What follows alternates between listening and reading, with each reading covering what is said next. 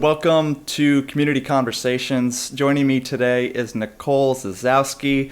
Nicole, thanks for joining us. We appreciate you coming on. Why don't you tell our audience a little bit about yourself? Yes, thanks so much for having me. I am a marriage and family therapist. I live right outside New York City in Connecticut. I live here with my husband and three young children, and I have written two books. The first one is called From Lost to Found, and the one that we'll probably talk about today that's just released is called What If It's Wonderful? And so that book is all about the idea of celebration. And I want to start by asking you, how many times did the Kool and Gang song Celebration get stuck in your head while you were writing this book? Because during interview prep, that's all I could think about. That's a really great question. No one has asked me that yet. Periodically throughout. Come on now. Yeah. Well, cool. You in that book, you talk about finding the courage to celebrate as a quest. And so, what was your personal quest that led you to want to write this book and write about the whole idea of celebrating? Yeah. This book was really born out of a season that could largely be characterized by change and loss and a lot of pain. Um, some people assume that I wrote it because I was an expert on joy and celebration, and those things came very naturally to me.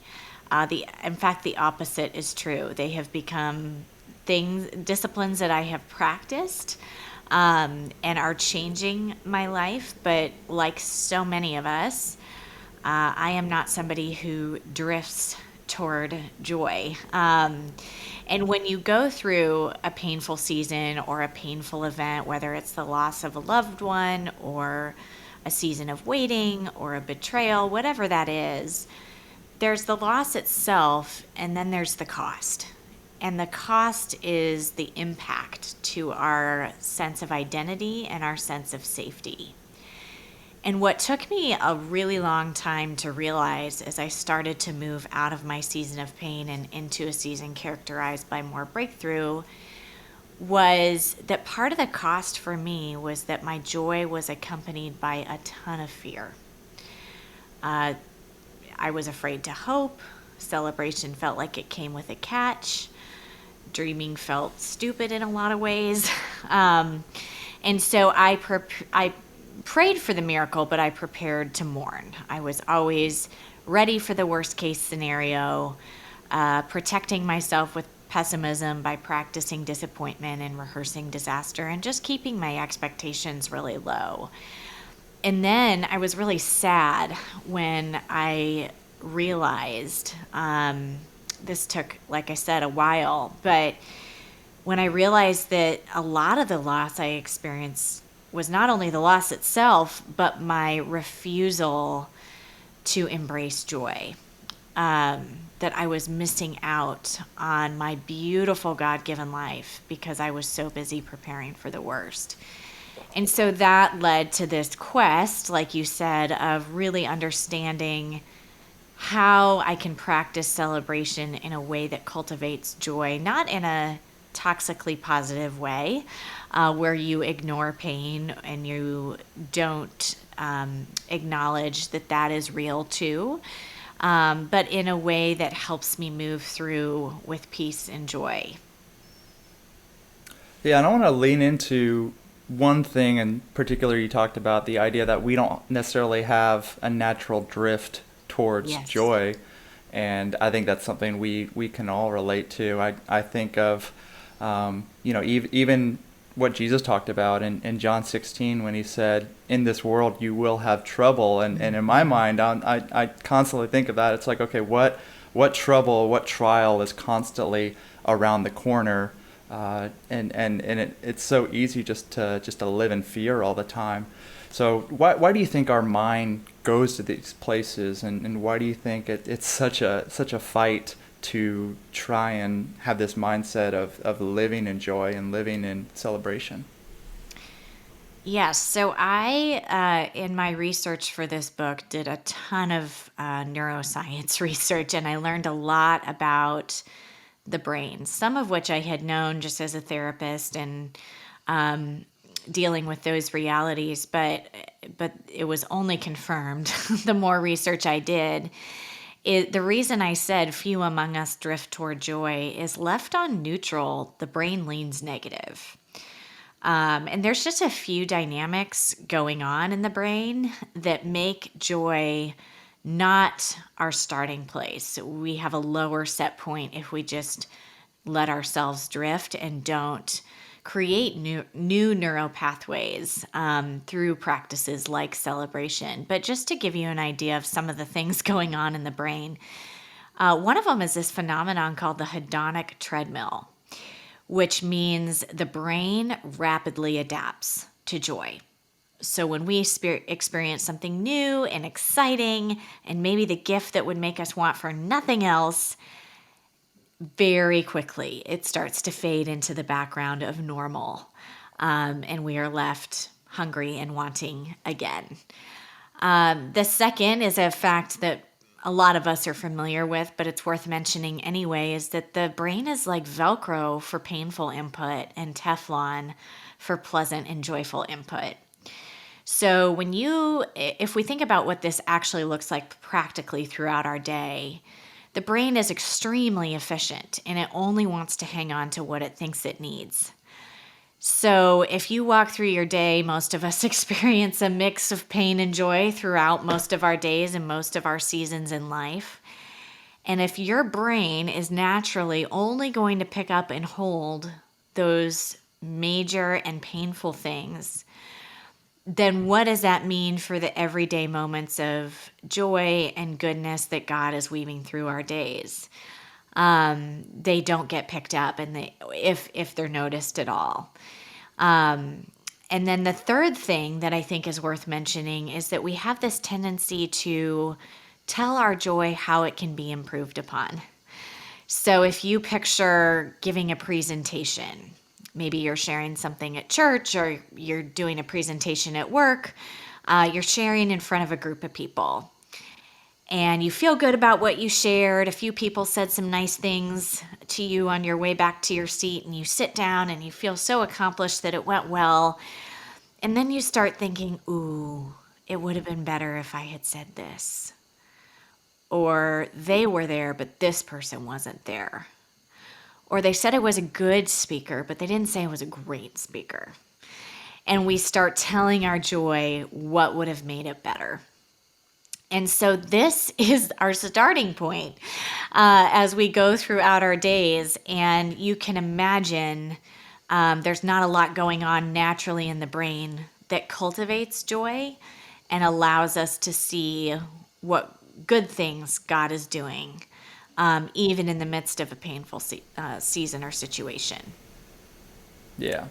And I think that's a great starting point too, because the more we can be aware of that, of what's going on in our brain in those situations, that gives us a point that we can start to address it, or really start to come up with solutions to some of those things. So talk a little bit about that. You talk about the idea of celebration as a spiritual discipline. How can we make that a habit in our lives? What does that look like? Yeah, I think in the way that we tend to think about celebration culturally, I think we tend to see it as a reward on the other side of the realization of a dream or a goal achieved or some sort of shift in circumstances that we're hoping to see, that we're waiting for a reason to celebrate. We see it as a reaction to a good outcome.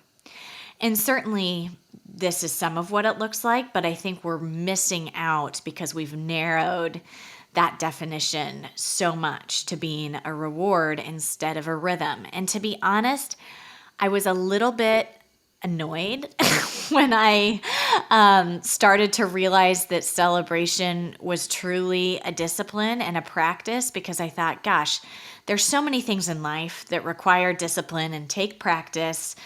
And why can't celebration just come naturally? And then I realized how empowering that was. That joy is something we can cultivate through this practice, and we don't have to wait for the perfect set of circumstances or the right outcome to make celebration available to us. And that's one of my heartbeats for this book is I don't want anybody to come to this book and think, oh, that's not for me right now. I'm not in a season of celebration. All the more reason to pick it up. Because celebration is a practice that's available to us, whether we're in a season of joy or in a season of suffering or even waiting. And one of the things that was really helpful to me is looking at scripture in the Old Testament when all those feasts and festivals are outlined. We see that God's people practiced celebration in rhythm, not when they were in the mood to celebrate, or not when all their work was done, or when they had time to do so. They practiced celebration because it was time. And what that does, it makes it a rhythm that connects us to God's faithfulness and goodness, more than simply a reward for our own. And so anytime you can practice that celebration in rhythm, is super helpful to cultivating joy in your life and detaching it from a specific outcome.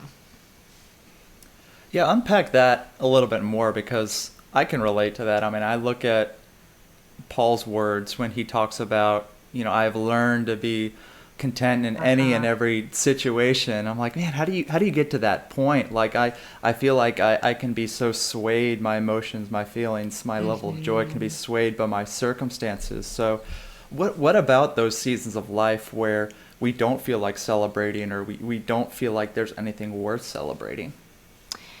Yes, and certainly celebration is going to look different in different seasons. Part of what does contribute to our joy is circumstances. So it's not as if we're robots and, we are feeling human beings paying attention to a broken world. And so whatever feelings we have in response are real. There's a lot going on in our world right now, and there has been for quite some time.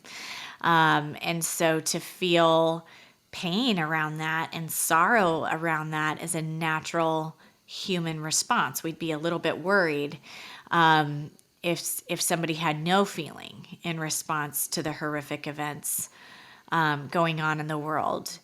But I think being able, like those festivals in the Old Testament, to be anchored in that remembrance of God's faithfulness and recalling his character, and knowing that there are good things happening in us and concurrent with that pain in the world, that God is still moving in our hearts, he's still moving in our lives, and he's still present. And knowing that what is dark today is not going to be dark forever helps us participate in that long story, in that long game of celebration, because the Bible is bookended by celebration. Both the story of creation and the promises in Revelation are celebratory. And Jesus's life is also bookended by celebration. And so that's not to say that what's happening now doesn't matter, but it gives us a vision not only for what's coming, but what's happening now in the midst of what might seem hopeless. Love that. So what is it? What is your recommendation, people? What does it look like to make celebration a spiritual habit? What are some tangible next steps for people? Is it Old Testament style, and we're just going to throw a festival once every year? It can be, if that's your jam. But so the last section of the book, the one on finding the courage to celebrate, I continue in biblical story and personal story and psychological truth, but I think that is the section that's more practical. And so if this is a question that you have and you want to dive deeper into what are next steps, definitely look at that section. But I'll share a couple of my favorites. The The first practice that I find really helpful and I think is a great place to start, especially in light of what I shared about the brain earlier, is this idea of savoring. And what savoring does is it celebrates the ordinary.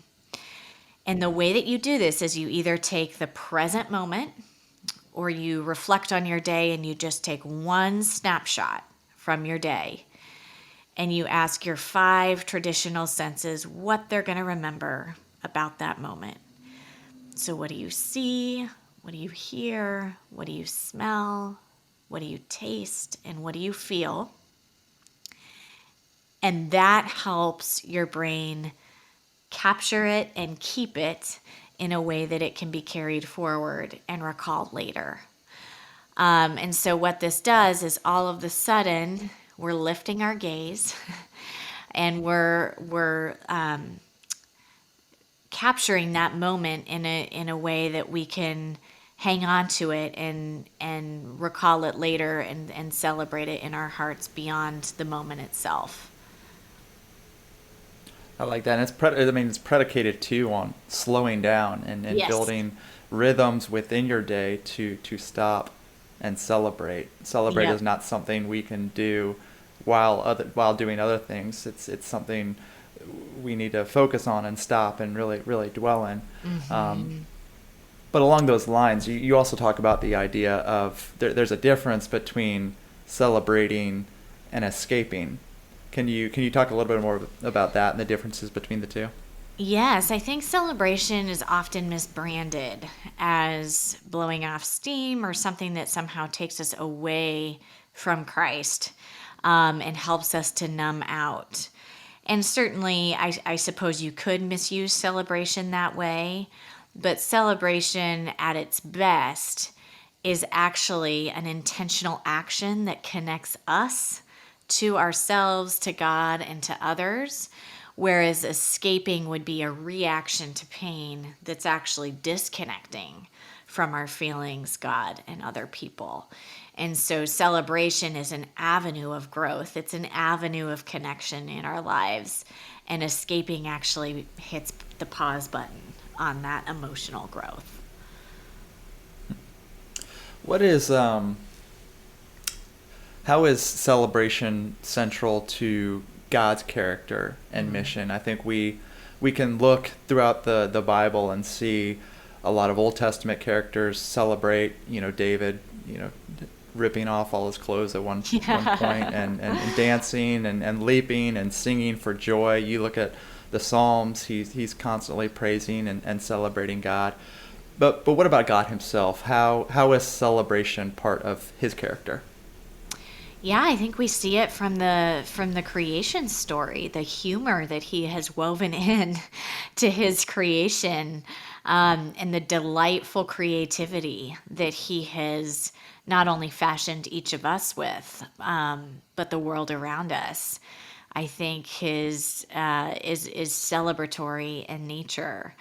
And then, Jesus's life, even if we just looked at the Gospels, the visions of celebration that we get around his birth, with the angels rejoicing, the shepherds rushing to him, the wise men bringing gifts. And we see it throughout Jesus's life too, in his receiving of the woman pouring oil all over his feet and washing it with her hair. That was, the Pharisees were judging that action, but the disciples judged it as well and called it a waste, that money could have been better used on the poor. And I think even Jesus's point was even good things like wise stewardship or giving to the poor, if that eclipses our worship of Christ, then we're getting it in the wrong order. That our worship and awe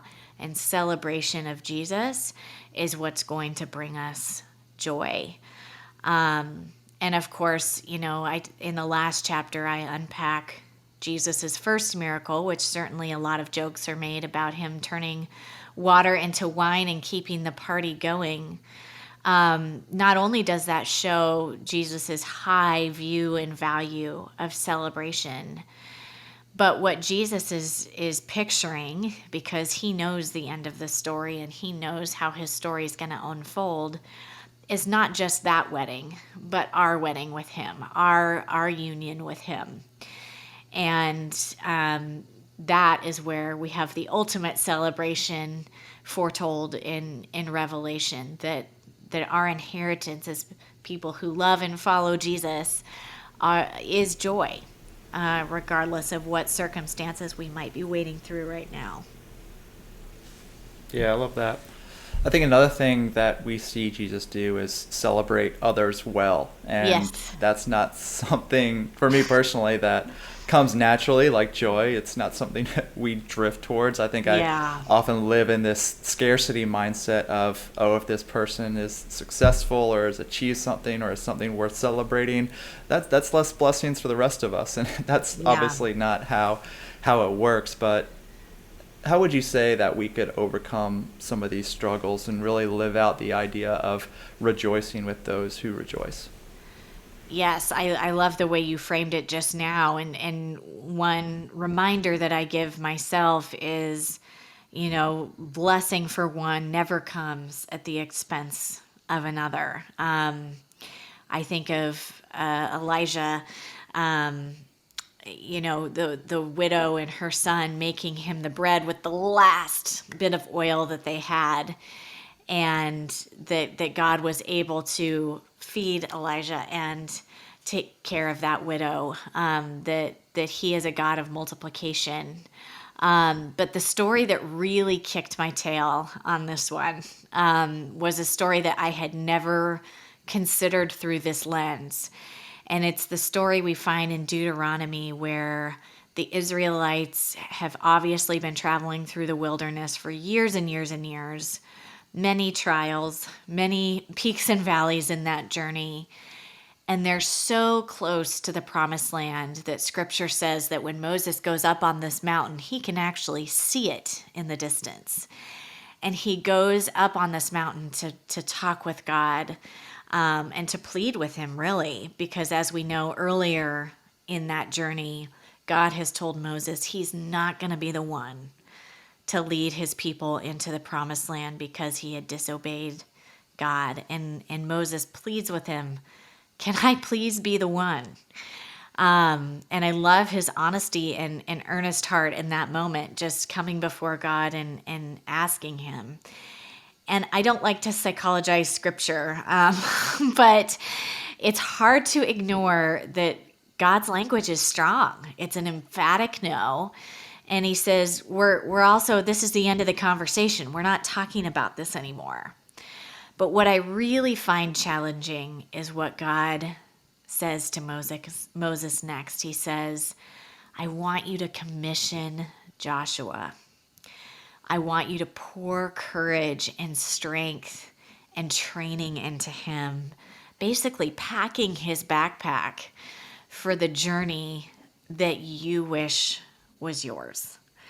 And just the fact that it's part of that same conversation, and that is our call in celebrating other people, because I think this is particularly difficult when somebody else's dream steps on the toes of our own, is how do we pour courage and prepare people for the journey that we wish was ours? And that's our call too, just like it was Moses's. And oh gosh, that's so hard for me. Definitely doesn't come natural. Definitely Yeah. doesn't come natural. Yeah. I think of the story of the prodigal son too. I mean, the father was so eager to celebrate, but the brother was so like, he doesn't deserve that. Yeah. And it's such a beautiful picture. If the Father is meant to represent our Heavenly Father, it's such a beautiful picture of how just the way that He celebrates and rejoices with others, even if we, in our selfish hearts, don't feel like that person deserves that, or maybe we deserve that instead. So Yeah. that's just a really cool reminder. I want to close with one more question. I want to kind of bring it full circle, and you had mentioned earlier on the idea of toxic positivity. What is that exactly, and how do we make sure we're living a life of celebration and not erring too much on the side of that. Yeah, I think, we can all acknowledge that there's pain in this life. And I think most of us would acknowledge that there is good things happening too, that God is moving in our hearts and in our stories. I think where it becomes toxic is where we use what is good in an expectation that it cancels what is hard. So if you are going through something hard and I am bringing up something good and I'm expecting that to cancel out your hard feelings about what's going on, instead of just acknowledging that both are true. I think joy trusts God's promises in the midst of pain, and toxic positivity seeks to eliminate and diminish and minimize pain, which I don't think is very helpful. I know is not very helpful. Love that. It's an important lesson in empathy, right? Yes, yes. Connecting before you correct or try and bring somebody to a different place is essential. Also something that doesn't come natural for me. Yeah, it's really hard, and I think it's toxic positivity. In my experience, is often well intentioned. We our tendency as human beings to rescue and pull out of that painful place is really strong, and often those intentions are good. It's just not very helpful. Great. Well, Nicole, thank you for joining us today. We really appreciate your insight in talking about this topic. If people are interested in learning more, how can they learn more about you or your work? Yes, I love hearing from readers and listeners, so please reach out. My website is just NicoleZasowski.com, NicoleZasowski.com. And there's a free resource on there. The name of my second book is What If It's Wonderful? And that's obviously a question that runs counter to our other what if questions, like what if I fail, or what if I'm disappointed, or what if I'm rejected. And so I have a free guide on my website that helps you work through your own what if questions. It's like a guided journal. And that's totally free, that you can download from my website. And then the social media platform I hang out the most is Instagram, and I'm just at Nicole Zasowski there as well. And you can buy the book anywhere you like to buy books. Perfect. What if it's wonderful? We'll put all those links in the description. Nicole, thanks again for joining us. We appreciate it. Thanks for having me. This was fun.